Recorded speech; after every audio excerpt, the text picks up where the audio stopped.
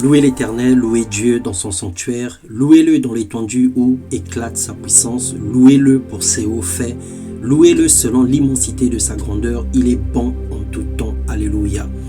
Bien-aimés dans le Seigneur, bonjour, Seigneur nous bénisse, bienvenue dans notre partage quotidien. Ce matin, nous allons partager la parole de Dieu, nous allons parler sous le thème la tempérance et la piété, une vie chrétienne responsable.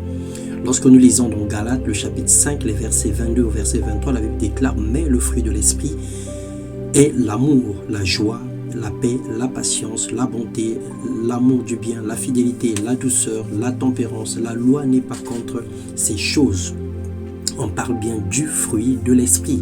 En fait, c'est un fruit qui a plusieurs vertus. La tempérance est la vertu qui exige à un enfant de Dieu de vivre avec modération ses passions et ses désirs. L'inverse de la tempérance, c'est l'excès, tandis que la piété, c'est le respect des choses saintes. Il est écrit « Contentez-vous de ce que vous avez, car Dieu lui-même a dit « Je ne te délaisserai point et je ne t'abandonnerai point ». C'est donc avec assurance que nous pouvons dire « Le Seigneur est mon aide, je ne craindrai rien, que peut me faire un homme ?» Hébreux 13, les versets 5 à 8. Bien-aimés, nous n'avons pas à prouver aux hommes que nous sommes capables ou forts. Nous ne pouvons pas non plus enfreindre les règles pour arriver à nos desseins. Le Seigneur est notre aide, il nous soutient toujours et nous comble de sa grâce. Le Saint-Esprit doit impérativement influencer notre vie, notre conduite, et cela de façon visible et permanente. C'est en effet une grande source de gain que la piété avec le contentement, car nous n'avons rien à porter dans le monde et il est évident que nous n'en pouvons rien emporter. Si donc nous avons la nourriture et le vêtement, cela nous suffit, disait le Seigneur. Et Paul réplique dans 1 Timothée 6, 6 à 9, « Mais ceux qui veulent s'enrichir tombent dans la tentation, dans le piège et dans beaucoup de désirs insensés et pernicieux qui plongent les hommes dans la ruine et la perdition. » Mon frère, ma sœur, nous avons intérêt à ne pas faire honte à Dieu.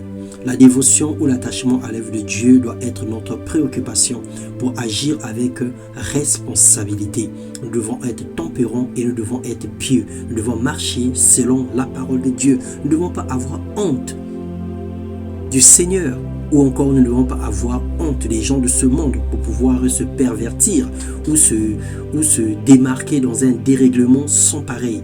Le Seigneur nous a laissé une ligne de conduite et nous devons marcher selon sa parole, en étant respectueux, en étant intègres, en étant humbles et en marchant dans les voies du Seigneur parce qu'il nous invite à être radicalement ses imitateurs, sachant que la grâce de Dieu est une source de salut pour tous les hommes. Elle ne nous permet pas de vivre comme bon nous semble, mais c'est une source de salut qui nous permet de vivre loin des convoitises de ce monde. Loin de l'ivrognerie, loin des excès de table, loin de toute forme d'impudicité, loin de toute forme de mensonge et de péché. Que Dieu touche nos cœurs et nous emmène au changement dans le nom de Jésus-Christ. Que Dieu nous donne un cœur responsable afin que nous réalisons que le Seigneur est notre aide et sans lui nous ne pouvons rien faire. Soyez bénis et que cette parole trouve une assise dans vos cœurs. Dans le nom de Jésus-Christ. Amen.